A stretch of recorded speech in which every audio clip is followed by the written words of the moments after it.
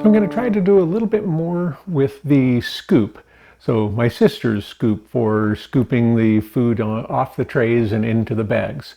You probably just saw me do a little bit with my older scoop, and it gave me some ideas of how to deal with her scoop. So let's try this. I'm going to heat up the sides and put a block of wood in there to stretch it out and make it nice and even. Let's check it out. And I honestly have no idea if this is going to work or not. So my plan is to widen it out kind of like I did on this one. So I took some scrap pieces that I had and put them together to make approximately the size that I want to fit into there. So, and then just to protect the table, I taped this piece of extra plywood on there. Now I'm going to tape this to it. That way I can heat this up real well, and I'll have a glove on. I can slide this in there when it's nice and soft and then just kind of mold it around there. That's the plan, so let's give it a try. And if I had a bigger piece, I could have just clamped it to the edge, and I probably should have looked for a bigger piece. And if it doesn't hold, if the tape doesn't hold, then I'll just move it to the edge real quick and clamp it. So that should allow me to put a lot of force on it. So just warm this up real well and see how that does. And as I mentioned before, it's pretty inexpensive, so even if it fails miserably, I'm not out that much.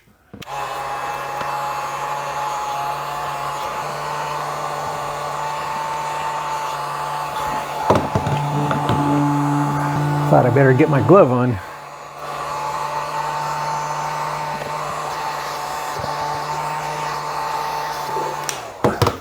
Let's do a quick test, see if it's getting flexible. It's getting there. It needs more. Especially on this side.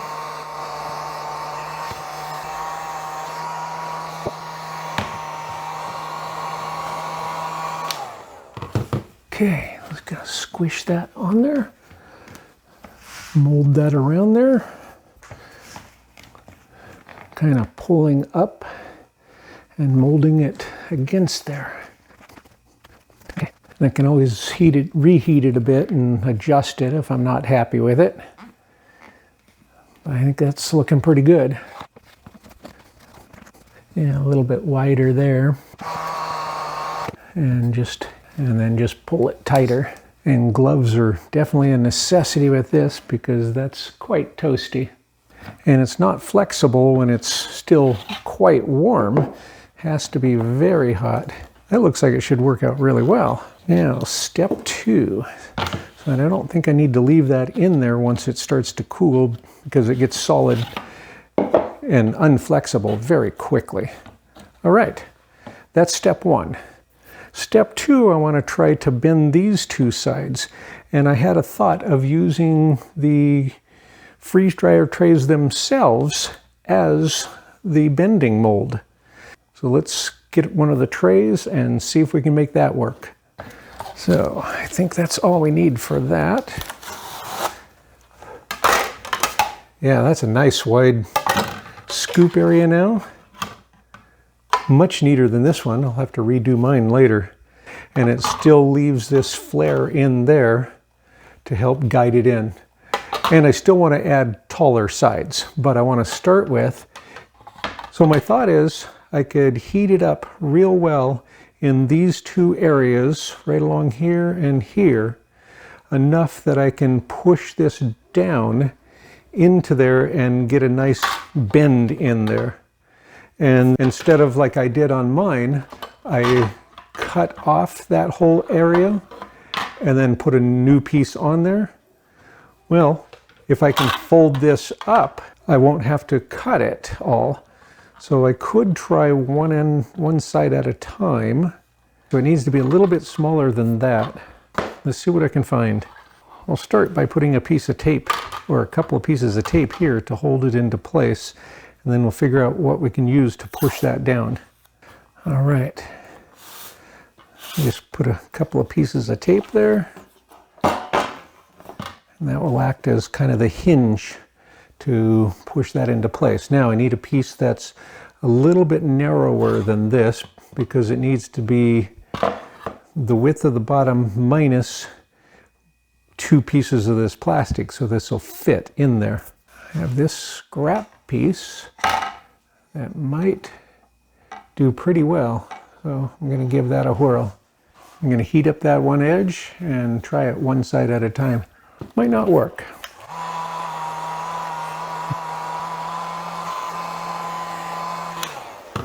Okay, let's see if that is too much, not enough, what? Yeah, I think I need to have a taller block to make that work properly.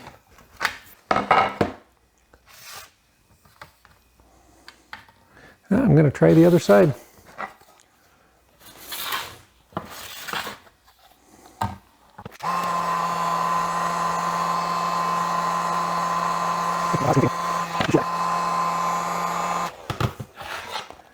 Okay, let's try pushing this end down.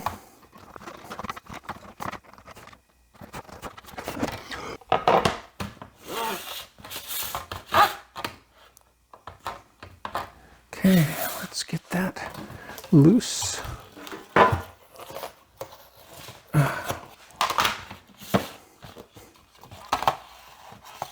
I think that's pretty decent. It's got a little bit of a fold here, but I plan on adding some taller edges anyway, so I could sand these or file these a bit.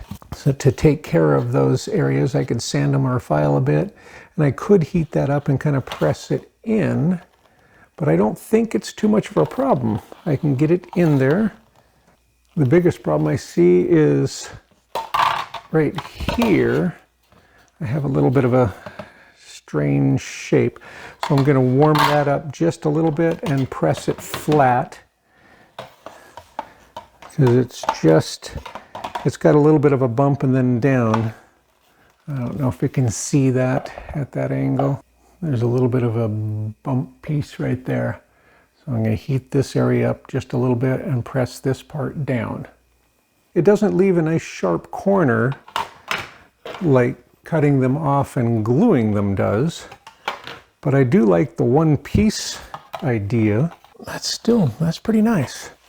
So I'm going to heat this up just a little bit right there and then flatten it down.